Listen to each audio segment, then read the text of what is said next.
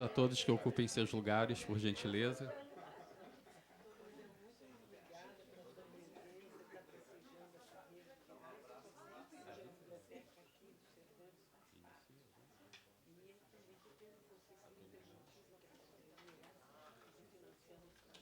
Bom dia a todos. Sejam bem-vindos ao 6º Seminário de Informação em Arte, organizado pela Rede de Bibliotecas e Centros de Informação em Arte do Estado do Rio de Janeiro, Redarte RJ.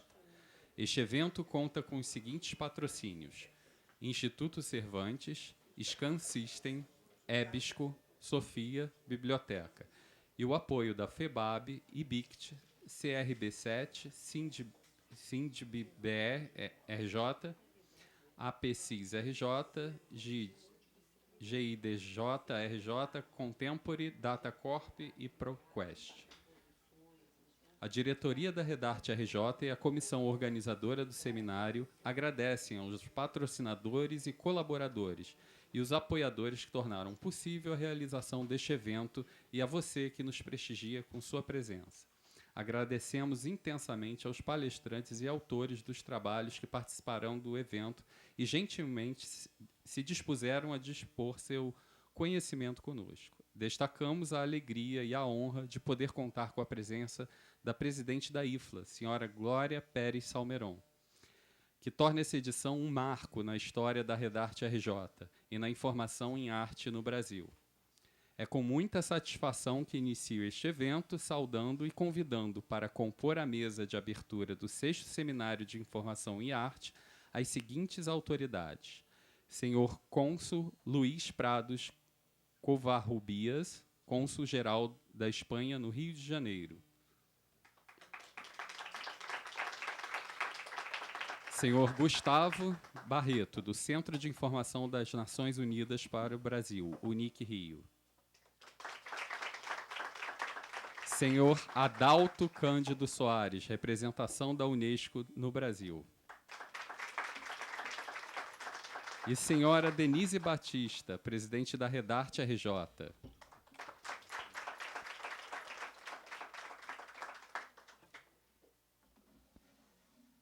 O senhor Antônio Maura, diretor do Instituto Cervantes do Rio de Janeiro.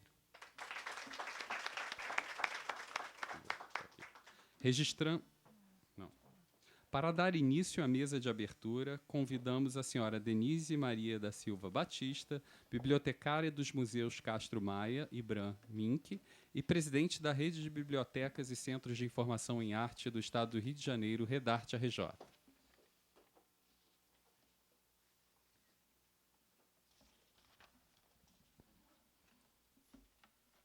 Bom dia a todos. Em nome da Rede de Bibliotecas e Centros de Informação em Arte do Estado do Rio de Janeiro, Redarte RJ, saúdo e agradeço a todos os presentes, autoridades, dirigentes das instituições culturais e educacionais, palestrantes, mediadores, comissão organizadora e comissão científica do evento, associações e grupos parceiros, patrocinadores, autores, estudantes, professores, redartianos, redartianas, simpatizantes e apoiadores e os que nos acompanharão virtualmente. Um agradecimento especial ao Instituto Cervantes, parceiro de longa data, que nos cedeu o espaço para os eventos, que foram a reunião técnica do sábado e o seminário, e patrocinou a vinda de nossa convidada de honra, a presidente da IFLA, Federação Internacional de Associações e Instituições Bibliotecárias, a senhora Glória Pérez Salmeron, a quem dirijo uma saudação especial e agradeço o interesse e esforço para estar conosco. Agradeço também ao IBICT, que apoiou essa iniciativa. Sem essas duas instituições, não seria possível termos a oportunidade de ouvir a senhora presidente da IFLA, que iniciou sua agenda de compromissos com uma enriquecedora palestra na reunião técnica realizada no sábado. Que prazer ouvir uma profissional altamente qualificada, empática, simpática e, por que não dizer, bela. Não posso deixar de mencionar e agradecer a sócia colaboradora Elisete Mello, que nos fez sonhar esse sonho e se empenhou pessoalmente para que pudéssemos realizá-lo, assim como a senhora Elizabeth de Carvalho, que, com sua longa experiência de atuação na IFLA, generosamente tem nos assessorado nessa iniciativa e com quem a Redarte espera continuar uma relação de aprendizado indispensável ao seu desenvolvimento. Pensando em arte, reverencio a memória de Vladimir Dias Pino, artista homenageado no 5º Seminário e que nos deixou recentemente. Ao eleger a Agenda 2030 da ONU como tema que norteará as discussões desse seminário e que tem como objetivo orientar e promover ações individuais e coletivas em favor da sustentabilidade das pessoas e do planeta, nossa casa comum, não podemos deixar de nos reportar a duas instituições fundamentais nessa luta, a ONU e a Unesco, representadas nesse evento.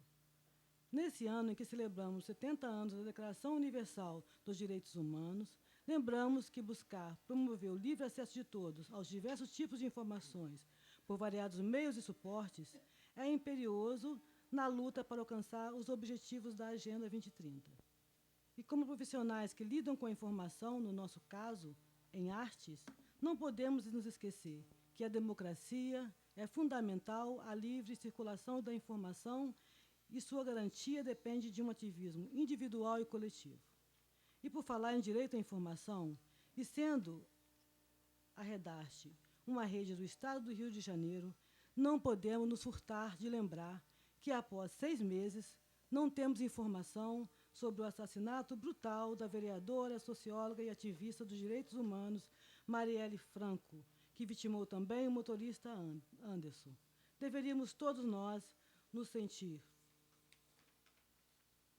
de certa forma, vítimas desse e tantos outros atentados à democracia e à dignidade da pessoa humana e dos que por ela lutam e muitas vezes tombam. Pensando também no direito ao acesso à arte, à memória, à cultura, à história e à informação, e no bem-estar das pessoas e instituições que, em qualquer tempo e espaço, e em quaisquer atividades em que sejamos envolvidos, tem que ser nossa principal preocupação, lembramos que nossa atenção, no momento, está voltada para o Museu Nacional, membro da Redarte e seus servidores em luta, e para a ausência de informações sobre as investigações dessa tragédia que atingiu a todos nós. Lembramos ainda os trabalhadores de instituições culturais, do Instituto Brasileiro de Museus, que estão vivendo um momento especialmente preocupante em decorrência da complexidade do processo político que vivemos. E a eles que trabalham em muitas instituições, membros da Redarte, também prestamos nossa solidariedade e nossa disposição de lutar para que o respeito à dignidade humana e memória de tantos que trabalharam e trabalham pela preservação do patrimônio cultural brasileiro seja um dever de todos, e a garantia de sua preservação e acesso, um direito de todos, um dever do Estado. Finalizando, destaco que, para a Redarte, tê-los todos nesse evento, mais que uma imensa honra e satisfação, é um chamamento a uma responsabilidade ainda maior de continuar trabalhando de forma comprometida e corresponsável para que a informação e arte esteja a serviço do bem-estar e da sustentabilidade do planeta e dos seus habitantes, objetivos da Agenda 2030, que só poderão ser alcançados com a contribuição de todos. Bom evento a todos e, mais uma vez, os nossos sinceros agradecimentos.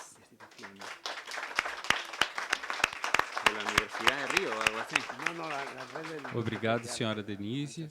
Ouviremos agora o senhor Adalto Cândido Soares, da representação da Unesco no Brasil.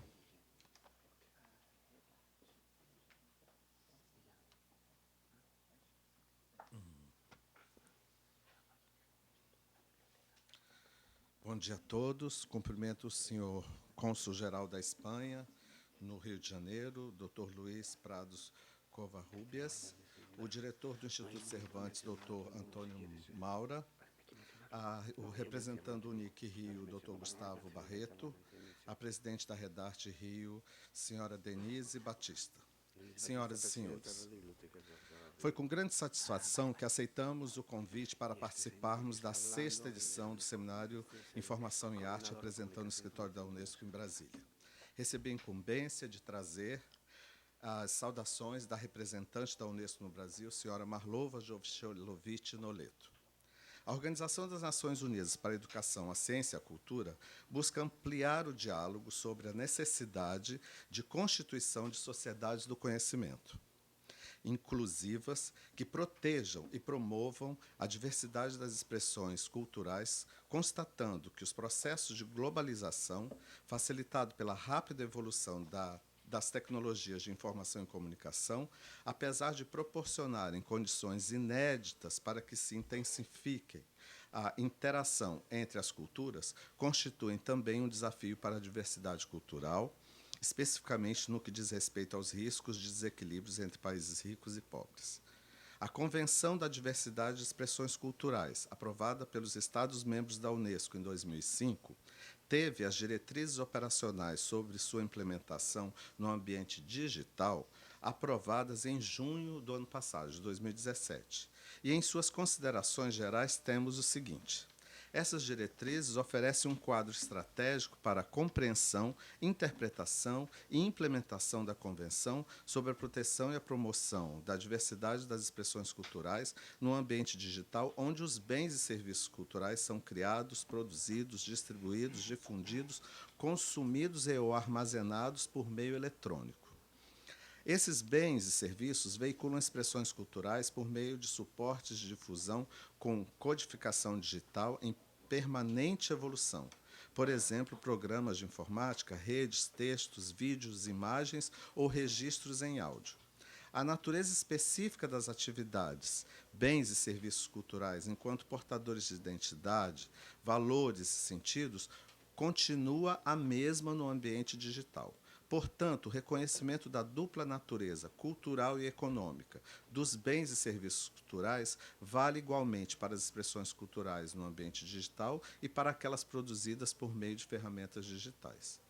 A proteção e a promoção dos direitos humanos, da liberdade de criação, expressão, informação e comunicação no ambiente digital implicam em apoiar os princípios da universalidade da internet, que promovem uma internet baseada nos direitos humanos, os princípios da abertura e da acessibilidade e a participação de múltiplos atores. Existem disparidades importantes no que diz respeito ao ritmo com o qual as tecnologias digitais são adotadas e a maneira de ter acesso a elas no mundo. A defasagem digital que resulta desse fato existe entre países e dentro deles, e entre os homens e as mulheres, bem como entre as zonas urbanas e rurais, e tanto nos países desenvolvidos quanto nos países em desenvolvimento. Isso tem um impacto no modo como os bens e serviços culturais são criados, produzidos e distribuídos e na maneira de ter acesso a eles no ambiente digital. A expansão acelerada das redes sociais e dos conteúdos gerados pelos usuários, a explosão dos dados, a complexificação dos modelos de distribuição e a proliferação de aparelhos multimídia conectados à disposição dos usuários tiveram um impacto imenso sobre o setor da criação no mundo inteiro. As evoluções tecnológicas também levaram à emergência de novos atores e de novas lógicas, e vão continuar gerando novos desafios, bem como novas oportunidades de promoção da diversidade das expressões culturais e, especialmente, de elaboração de políticas públicas pertinentes. Lembrando que a neutralidade tecnológica é afirmada enquanto princípio na Convenção, essas diretrizes devem ser interpretadas e aplicadas em relação à Convenção em seu conjunto, assegurando assim a promoção de uma abordagem transversal da diversidade das expressões culturais no ambiente digital. Elas completam todas as disposições pertinentes da Convenção, bem como as diretrizes já em vigor, fazendo referência ao digital e às novas tecnologias de informação e comunicação.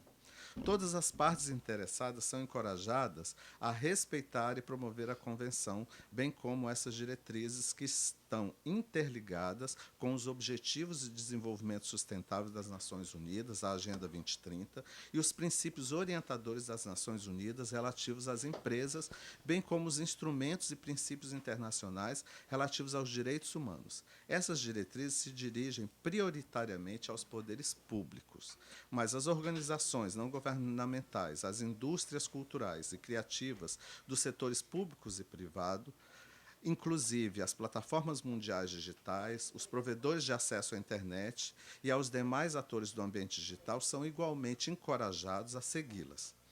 Quero agradecer novamente o convite do Instituto Cervantes e da Redarte e faço votos que o seminário seja uma oportunidade para a reflexão, uma oportunidade para o encontro, a colaboração e a troca de experiências e boas práticas para o benefício da arte e da cultura no Brasil e no mundo. Muito obrigado.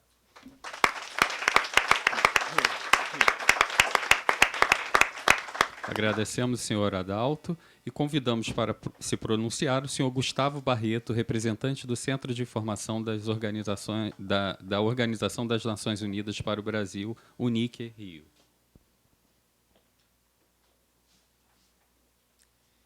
Minha apresentação digital. Bom, muito obrigado. Eu não vou repetir o agradecimento do Adalto, faço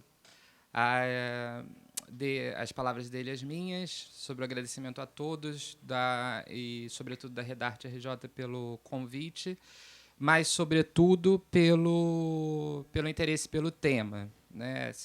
A Agenda 2030, eu vou falar um pouquinho sobre ela está no 3º ano.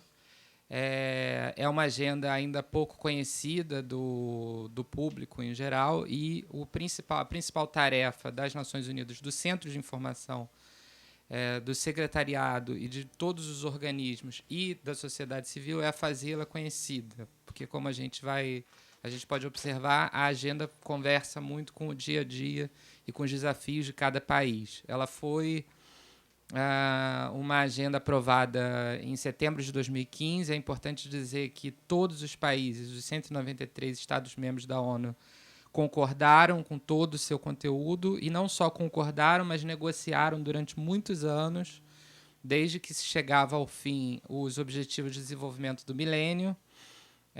No final da agenda dos ODMs, dos Objetivos de Desenvolvimento do Milênio, se fez desde a Rio+20, que aconteceu aqui no Rio de Janeiro, uma negociação muito intensa para que se saísse uma agenda muito ampla e que não esquecesse ninguém. Então, o grande foco da Agenda 2030 é não esquecer ninguém, não deixar ninguém para trás.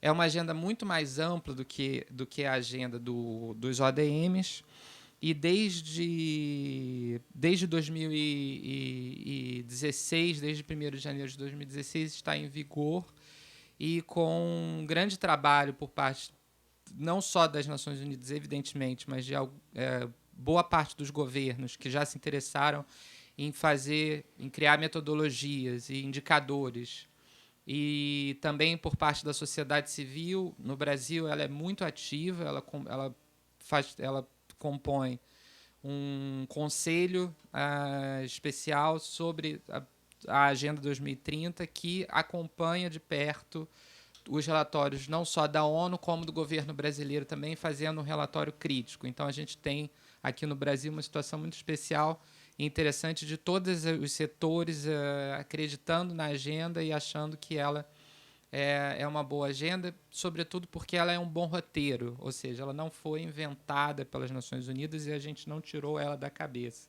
Primeiro, que muitas das coisas que a agenda possui já trabalham com coisas primeiro, que já são desafios históricos do Brasil, evidentemente, e segundo, que o Brasil muitas vezes já alcançou. Às vezes existem coisas que formalmente o Brasil já alcançou, como, por exemplo, eu posso citar duas rapidamente, sem querer entrar no mandato do meu colega da Unesco, mas a Lei de Acesso à Informação é uma lei de 2011 que nós podemos hoje discutir a sua efetiva aplicação, nós podemos discutir melhorias, porém é uma lei que já cumpre uma parte da Agenda 2030 por ser uma lei extremamente avançada e elogiada pelas Nações Unidas. E o outro marco que o Brasil tem, que é importante lembrar, é o Marco Civil da Internet, que é uma das leis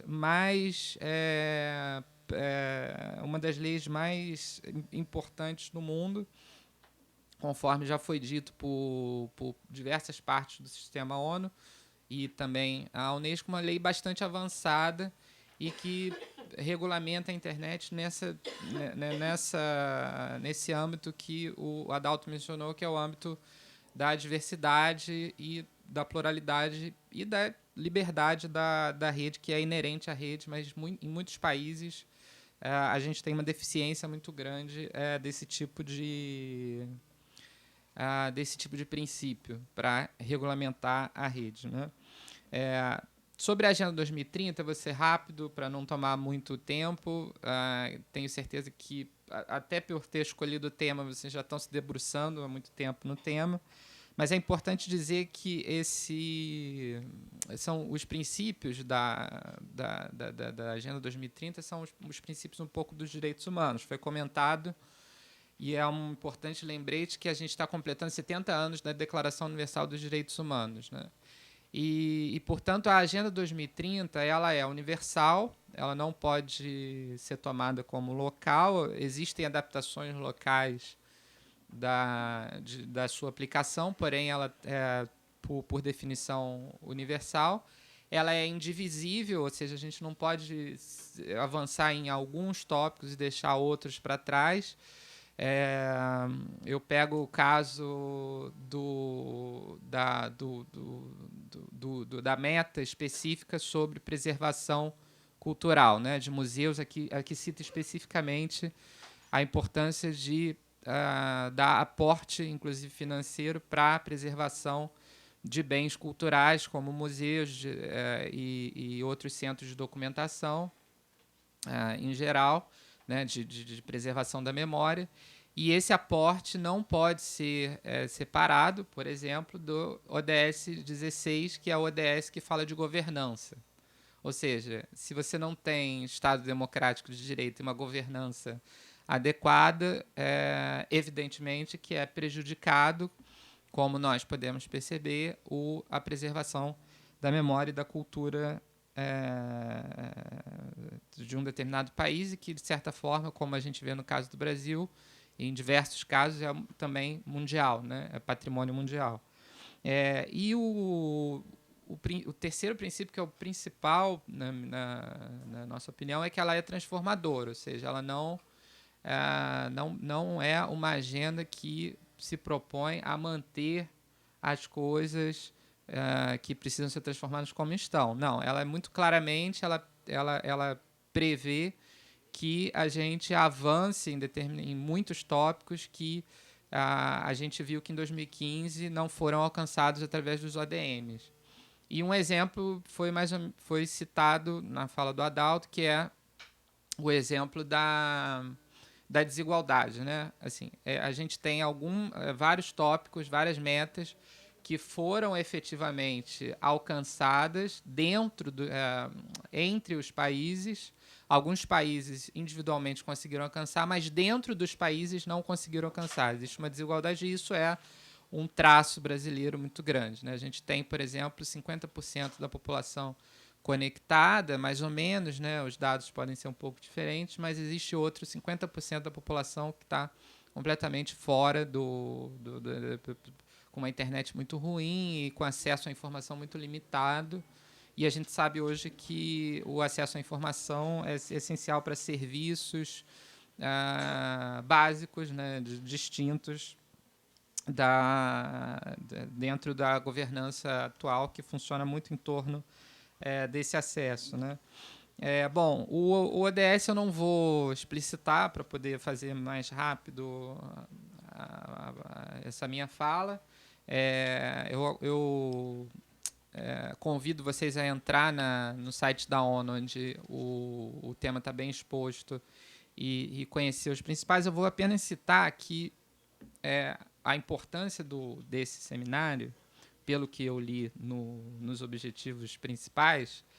Ela é, de fato, central. Vou explicar por quê. Não é uma fala de agrado ao evento, e sim uma fala centrada no que nós temos de efetivo, de objetivo na agenda. Todos os tópicos, eu poderia dizer, apesar de alguns não ter explicitamente citado, mas a maioria tem, todos os tópicos falam na importância do acesso à informação e na gestão dessa informação, todos, sem exceção. Vou citar aqui alguns exemplos. O tópico 2 é um tópico que fala do fim da fome, do combate à fome e da agricultura sustentável, entre outros tópicos relacionados a isso, né? E aí o tópico tem uma meta, esse objetivo tem uma meta que diz o seguinte: adotar medidas para garantir o funcionamento adequado de mercados de commodities, de alimentos e seus derivados e facilitar o acesso oportuno à informação de mercado, né? Inclusive sobre as reservas de alimentos, a fim de ajudar a limitar a volatilidade externa dos preços de alimentos. Então, a informação aqui entra como um componente para ajudar a combater a fome, né? E isso tem a ver com gestão de informação, diretamente a ver com gestão de informação. O tópico 3 fala sobre saúde, que, como lembra, a OMS não é apenas ausência de doença. Saúde é bem-estar, né? E o tópico 3, a meta 3.7, por exemplo, fala que até 2030 os países devem assegurar o acesso universal aos serviços de saúde sexual e reprodutiva, e isso passa pelo planejamento familiar e por informação e educação, né? Ou seja, são 3 elementos centrais, nos quais 2 deles têm a ver com a área de gestão da informação, né? Ou seja, de fato, se a gente lê nas entrelinhas da Agenda 2030, eu arrisco dizer que talvez seja o principal tópico da agenda, como a gente pode ver. E só para citar um último exemplo, o tópico 11, cidades e comunidades sustentáveis, tudo aparentemente não teria, a princípio, a ver com comunicação. Porém, o tópico 11.4, que pede a garantia de cidades e comunidades sustentáveis, diz o seguinte, a meta, né? 11.4, fortalecer esforços para proteger e salvaguardar o patrimônio cultural e natural do mundo. E aí, como esse tópico toca muito o momento atual e tudo que está acontecendo no mundo inteiro, né? Não me refiro apenas ao Brasil. Me refiro, por exemplo, à dificuldade de salvaguardar patrimônio em meio a mais ou menos 15 conflitos em andamento também. É uma das questões, como a gente viu no caso de Palmira, né? Lembrar que o IBGE é uma das organizações mais preparadas do mundo, tanto que assumiu a cadeira da presidência, por meio da sua presidenta, assumiu a cadeira da Comissão de Estatísticas da ONU em Nova York, recentemente, por um ano, e o IBGE tem um site que se chama indicadores.ibge.gov.br, em que eles formulam, em conjunto com as Nações Unidas, evidentemente, indicadores do que seria, portanto, citando essa meta, fortalecer esforços para proteger e salvaguardar o patrimônio cultural e natural do mundo. E um indicador que o IBGE e a ONU, em conjunto, né, formularam foi o total da despesa pública e privada per capita, né, gasta na preservação, proteção e conservação de todo o patrimônio cultural e natural. Portanto, a gente está falando aqui de um indicador muito objetivo, que pode ser quantificado e que pode ser, portanto, cobrado, né? E a agenda, portanto, e aí eu encerro agradecendo novamente, a agenda, portanto, é uma agenda que deve ser incorporada por todos. E aí é importante dizer que essa agenda não é da ONU, né? E ela não é também dos Estados-membros. É uma agenda que pertence ao que é as Nações Unidas, que é uma organização multiestatal com forte participação, intensa participação da sociedade civil e das instituições que também fazem parte do Estado, que nem sempre são as que representam mais diretamente o Estado-membro. Temos aqui vários exemplos de instituições culturais fortíssimas do Brasil, muito tradicionais. O próprio Museu Nacional é de 1818, né? Então, são instituições que têm uma relevância muito grande, inclusive global, e que, portanto, podem fazer parte e podem cobrar para que a agenda seja efetivada. Então, eu desejo um ótimo evento, agradeço o convite e coloco à disposição o Centro de Informação da ONU. O site da ONU Brasil tem uma parte de contato, qual nós efetivamente fazemos contato. Nós estamos presentes, então, se vocês enviarem uma informação direta pelo Fale Conosco, nós leremos e daremos o retorno para essa possibilidade de ampliar, por exemplo, essa parceria. Muito obrigado.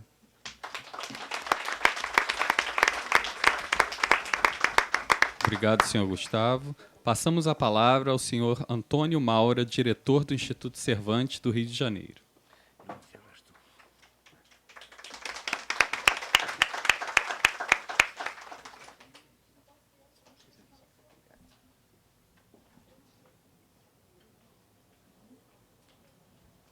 Bom dia. Muito obrigado a todo mundo por vir aqui ao Instituto Cervantes. O Instituto Cervantes, como vocês sabem, é o representante da cultura espanhola, mas também da cultura panhispânica. Nós estamos sempre no diálogo entre as línguas do espanhol, as diferentes formas de falar o espanhol e a fala portuguesa com todos os significados culturais. Eu queria agradecer a presença de Gustavo Barreto, assessor de Informação Pública do Centro de Informação das Nações Unidas, da UNIC Rio de Janeiro, a Dauto Cândido Soares, coordenador de Comunicação e Informação das Nações Unidas para a Educação, Ciência e Cultura da Unesco no Brasil, a Denise Batista, presidenta da Rede de Bibliotecas de Arte do Estado de Rio de Janeiro, Redarte.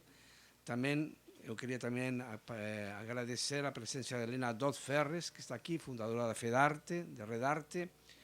Também, como não, a Glória Pérez Almerón, presidenta de IFLA, que para nós é uma honra ter aqui. Además, nós tivemos já um contacto lá na Madrid um tempo. Ela foi ex-presidente da Biblioteca Nacional da Espanha. E, como não, a presença do nosso cônsul, Luís Prado Covarrubias, recém-chegado no Brasil, mas uma pessoa realmente comprometida com a cultura e comprometida com os Cervantes, o qual eu agradeço realmente. Bom dia, eu vou falar em espanhol, porque estou na terra dos Cervantes. E Cervantes, lamentavelmente para todos, falava espanhol. Camões português, Cervantes espanhol. Es una alegría, por tanto, poder estar aquí en la apertura de este 6º Seminario de Información en Arte. El Instituto Cervantes de Río de Janeiro, desde hace mucho, apoya y colabora en la realización de las actividades de Redarte. Nuestra biblioteca, José García Nieto, en nombre de un importante poeta español, es integrante de la red desde 2005, con una sección de arte español hispanoamericano de más de 2.000 títulos en diferentes soportes. Debo añadir que estamos esperando la donación de la biblioteca de la Casa de España, con lo cual multiplicaremos más ese número de volúmenes. Tendremos que todavía ver exactamente cuál es el fondo que esa biblioteca nos va a donar, pero probablemente nos convertiremos, si ya no somos, en la primera biblioteca en lengua española del estado de Río de Janeiro. Es muy importante, y yo creo que aquí es importante decirlo, en Redarte, es decir, la conservación de los libros y sobre todo la documentación en una lengua. El Cervantes tiene una enorme vocación por el libro, por la documentación y por realmente ser uno de los centros motores de la cultura panhispánica, como digo, y también de las culturas y de las lenguas que tienen lugar en la península ibérica, como es el gallego, el euskera o el catalán. Nosotros somos de alguna forma ese lugar donde los investigadores, los estudiantes pueden venir a consultar, pueden conseguir su carnet y pueden realmente hacer uso de esa biblioteca, que es una biblioteca pública también, y también una biblioteca tal vez, y gracias a esta suerte de donaciones y de ayudas, la más importante en este momento en el estado de Río de Janeiro. Las bibliotecas del Instituto Cervantes, por otra parte, son una ventana abierta a cada uno de los países de habla hispana, a cada una de las lenguas de España, como les he dicho. Debido a ese contexto internacional, las bibliotecas del Instituto Cervantes se han convertido en la mayor red de bibliotecas españolas en el mundo, contando en este día con 60 bibliotecas en 40 países de 5 continentes. Debido a esta condición internacional, Estas bibliotecas suelen tener en cuenta hábitos socioculturales muy diversos, pues su comunidad de lectores habla en más de 50 idiomas y pertenecen a culturas muy diversas. En un mundo cambiante, donde aumenta el uso de lo digital frente a lo presencial, donde el ciudadano no solo consume contenidos, sino que también los genera, las bibliotecas deben conquistar un nuevo espacio que les permita continuar y evolucionar como referentes culturales de la institución, adaptarse a una nueva realidad y ser competitivas. Delante de este contexto, la red de bibliotecas del Instituto Cervantes se enfrenta hoy a retos muy importantes. Para responder a estas cuestiones, la Dirección de Cultura del Instituto Cervantes ha trazado el Plan de Acción de Bibliotecas 2019-2022 a partir de una serie de prioridades estratégicas combinando la creatividad, la cooperación, la sostenibilidad y la innovación. Ese plan estratégico se adhiere a la Agenda 2030 de Desarrollo Sostenible de las Naciones Unidas.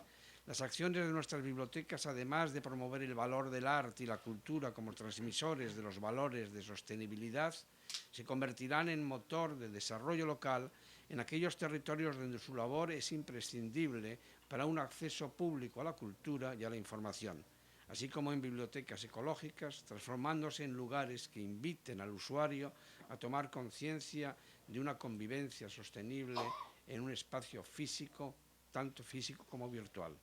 Por tanto, deseo a todos ustedes que se desarrollen el máximo un extraordinario seminario y sepan siempre que esta es su casa, es la casa de los libros. Muchas gracias.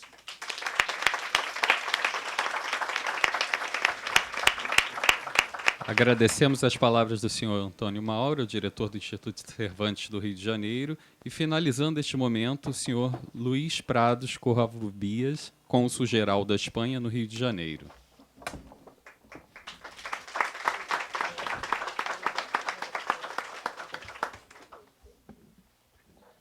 Buenos días a todos. En primer lugar, quiero agradecer especialmente a Redarte y a su presidenta por haber organizado este seminario que tanta trascendencia puede tener. Y quiero agradecer también y felicitar a todos los participantes en esta actividad, de manera especial al Instituto Cervantes, que ha querido colaborar con los organizadores, poniendo a su disposición este espacio, abriendo su biblioteca una vez más a todos los que van a asistir al seminario y invitando a Gloria Pérez Salmerón, que es una persona cuya experiencia, cuyos conocimientos tendrán una aportación decisiva, estoy seguro, al debate, a vuestro debate durante estos días y a las conclusiones a las que llegáis. Quiero aprovechar también la ocasión para felicitar y agradecer la presencia aquí de los representantes de Naciones Unidas, el representante de la UNESCO, el representante de la Oficina de Información del Sistema de Naciones Unidas en Brasil, porque el título de este seminario está tan ligado al trabajo de Naciones Unidas y, como ha explicado el representante del Centro de Información, a este trabajo que se concentra en la lucha por alcanzar los objetivos del 2030, el programa 2030, que afectan a todos. No afectan solamente a los gobiernos, sino nos afectan a todos como ciudadanos de un planeta globalizado, un planeta en el que los problemas de unos afectan a todos. No voy a decir mucho más porque creo que no es mi papel entrar a detallar o a pronunciarme sobre el contenido de vuestro trabajo, pero simplemente no me resisto a hacer un comentario. Yo creo que un comentario entre institucional y personal. Lo primero, en el plano más institucional, es que creo que, como ha dicho el director del Instituto Cervantes, es muy apropiado que estéis aquí, que todos ustedes se encuentren hoy en la sede del Instituto Cervantes, porque el Instituto Cervantes tiene una red de bibliotecas, como ha dicho él también, sumamente importante para la difusión de la cultura hispánica, no solamente la cultura que se produce en España, sino la cultura que se expresa en español o en las lenguas hispánicas en todo el mundo. Y esta red ha crecido mucho en los últimos años. Es una red que tiene, además de tener una parte virtual, digamos, libros que se pueden leer en formato digital, tiene también una red física. Él no lo ha dicho, pero yo aprovecho para decirlo. Ustedes pueden venir aquí y a lo mejor consultar la biblioteca del Instituto Cervantes en Londres y descubrir que allí hay un libro que les interesa y pueden pedirlo. Ese libro puede ser enviado al Centro Cervantes de Río de Janeiro y estaría a su disposición. Creo que esto es un instrumento sumamente eficaz, maravilloso, para todos los que se interesan por la cultura hispánica. Y otro punto que quería decir, quizás este desde un punto de vista un poco más personal, es que cuando se habla de